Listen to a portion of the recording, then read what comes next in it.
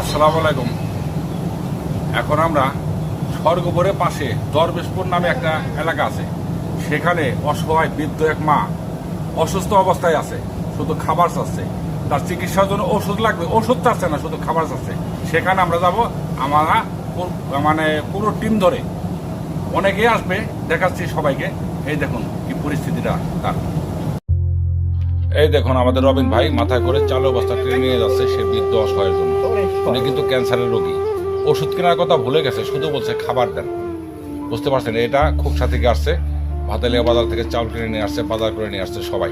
আমাদের খোকসার একজন বড় ইউটিউবার এবং ব্লগার, দেখতে পাচ্ছেন সবাই আসছে কিন্তু সহযোগিতা করার জন্য। এই দেখুন তার বাড়ি ঘরের অবস্থা দেখতে পাচ্ছেন। এই হলো বাড়ি ঘর, মনে হচ্ছে শিয়াল আর কুকুর ঢুকছে আর বের হচ্ছে।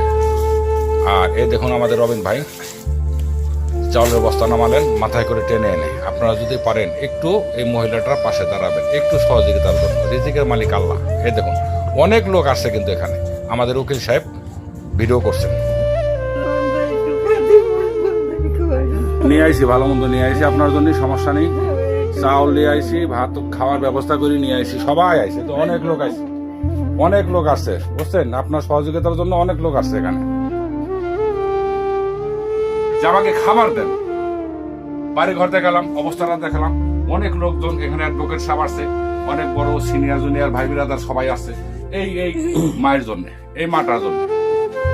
যাক, সবাই একটু সহযোগিতা করবে। মানুষ মানুষের জন্য, আর কিছু না, মানুষ মানুষের জন্য।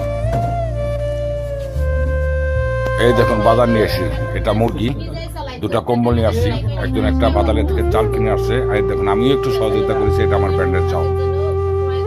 এটা কিন্তু সহযোগিতা করেছি, ফল ফলারি, কাঁচা বাজার, তেল, লবণ, সাবান, হুইল পাউডার, এভরিথিং সবকিছু এখানে সবাই মিলেমিশে দেখুন দাঁড়িয়ে কথা বলছে, দেখতে পাচ্ছেন। রিজিকের মালিক আল্লাহ, উসিলা মানুষ মাত্র। আর এই দেখুন